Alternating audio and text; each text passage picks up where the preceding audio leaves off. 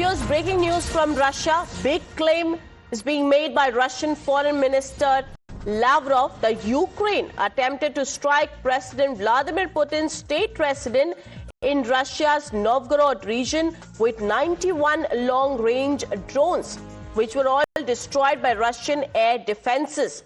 Now, meanwhile, Lavrov has also warned Ukraine of retaliatory strikes, saying, and I quote, "Such reckless action will now not go unanswered," and the attack amounted to state terrorism. That's the big claim coming in from Russian Foreign Minister. I'm being joined by my colleague Srinjoy on the broadcast here.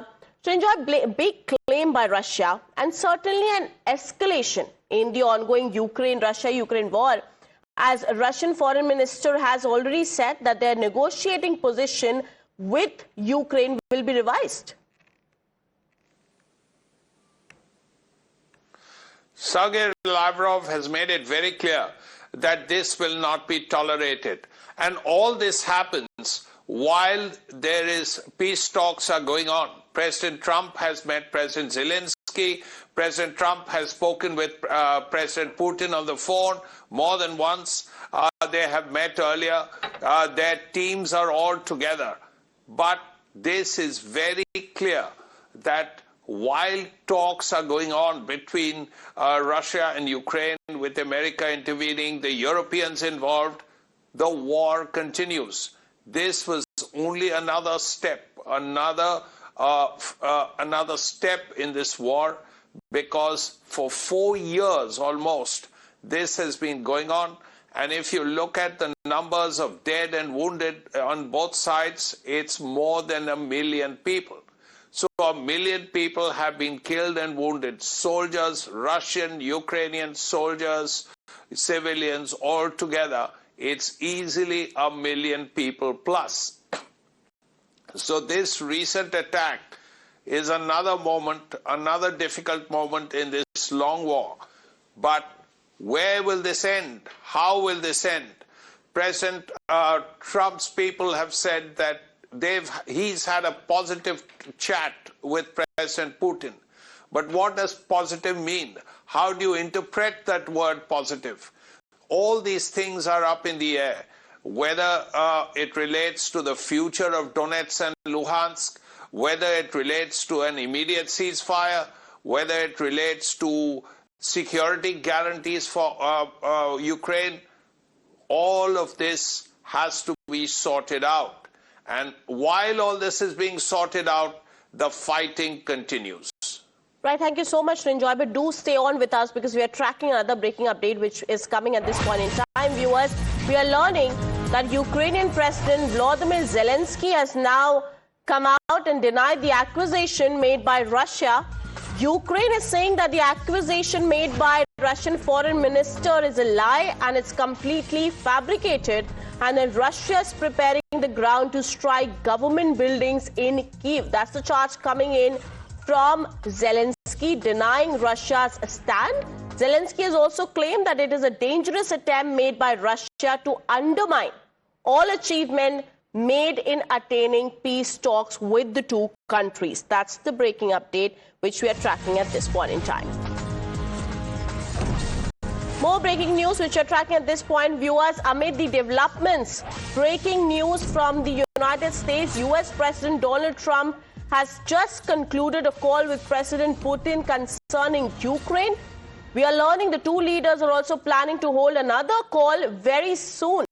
Now, as per the top aide of President Putin, Trump was shocked and outraged over the claimed attack on Russian president's residence, and he also stated that it will affect U.S. approach to working with Zelensky. I'm being joined by my colleague Srinjoy in the broadcast.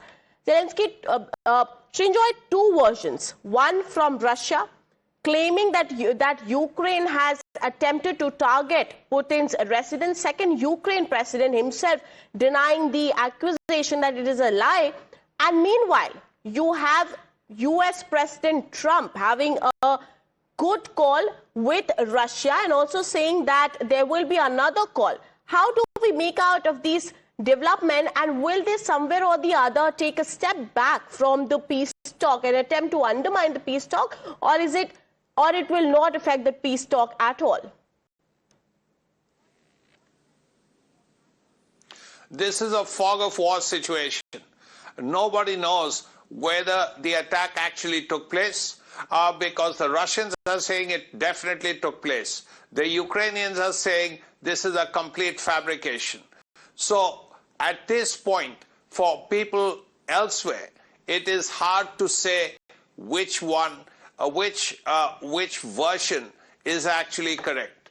One can always say this is part of this fog of war situation, particularly now when the peace talks are going on, and less than 24 hours ago, President Trump said that they are almost home and dry. Almost 95% of it is done. Now, why this has happened is for the Russians and the Ukrainians to explain. But at this point, the world wants peace.